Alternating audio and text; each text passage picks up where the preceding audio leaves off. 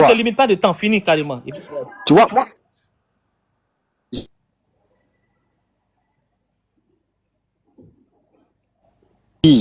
parler de la parole.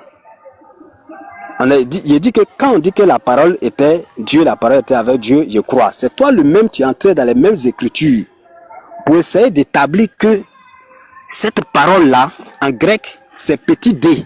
Oui, oui. Est-ce que tu crois à ça? Il était déjà dit que... Est-ce que tu crois à ça?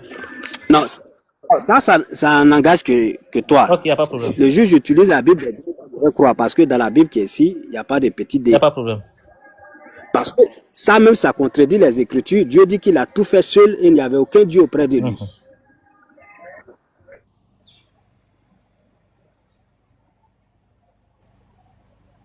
Tu dis que Jésus est créé. Toi le même, tu es entré dans les Écritures où tu as levé ta source, mais dis que quand Colossiens dit dans notre passage que tout a été créé par lui et pour lui, tu dis que ça ne veut pas dire que c'est lui qui a créé, mais je ne sais pas, on s'est servi de lui, ou bien, je ne sais pas, Jésus est devenu un instrument. Finalement, on est arrivé sur la... Jésus, si tu as remarqué dans la Bible, on n'emploie jamais le terme créé, mais engendré. Parce que engendré et créé n'ont pas le même sens. Et tu m'as expliqué, tu as démontré que Jésus est créé, ce n'est pas engendré. Il t'a dit que, donc, est-ce que la sagesse est pour voir l'utilité, la différence, la nuance, la sagesse est une chose créée ou engendrée? Tu me dis c'est une chose créée parce que Dieu n'engendre pas. Il y a l'impression qu'il y a un engendrement de Dieu là. Comme vous liez ça toujours à un rapport sexuel, ça cause un problème. Ce qui dérange partout. Donc, tu me dis que la sagesse est créée. Je te dis d'accord. Et ça dit que Dieu, avant la création de toutes choses, n'était pas sage. Et puis un jour il s'est assis. Il a dit que la sagesse soit, et la sagesse a été, et puis il a utilisé.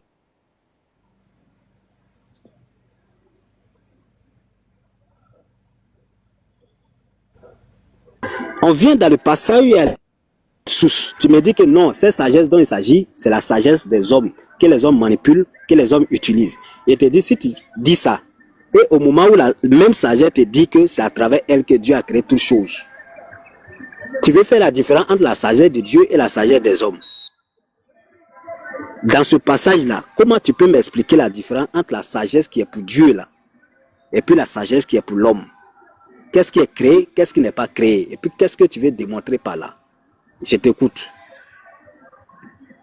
Merci beaucoup. Tu as fini. J'espère que tu m'entends? Je t'entends. Voilà, ok, merci beaucoup. Donc déjà ici, tu continues toujours de faire l'amalgame entre le sens propre et le sens figuré. C'est pas grave, on va corriger. Ok, finis ton temps et puis tu fermes ton micro, s'il te plaît. Voilà, ton temps est épuisé, le micro. Voilà, merci beaucoup. Donc ici, il faut pas penser que Dieu a besoin même d'être intelligent.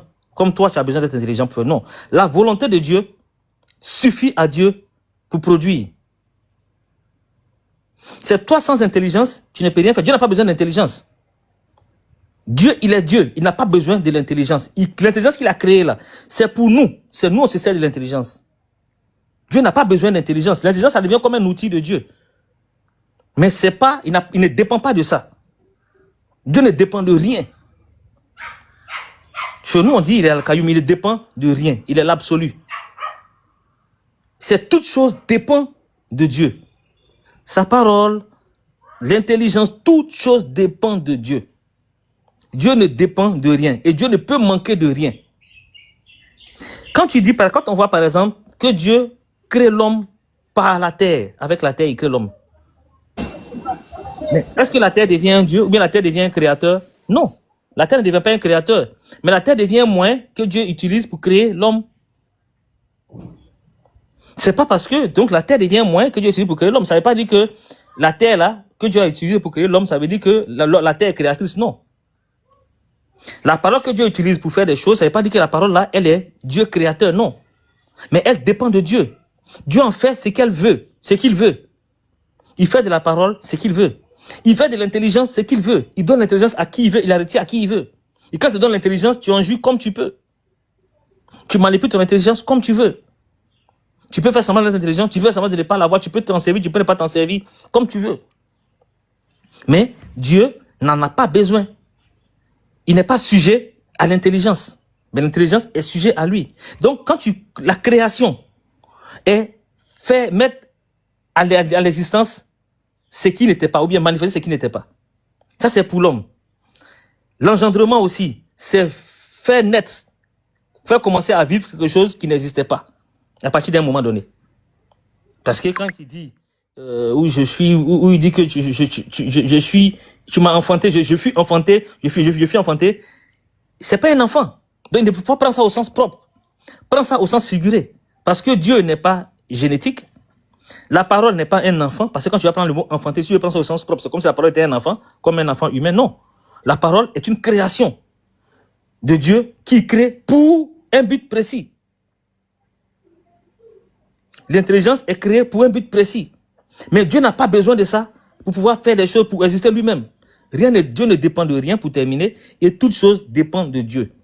Il crée ce qu'il veut. Il en fait ce qu'il veut. Voilà mon point.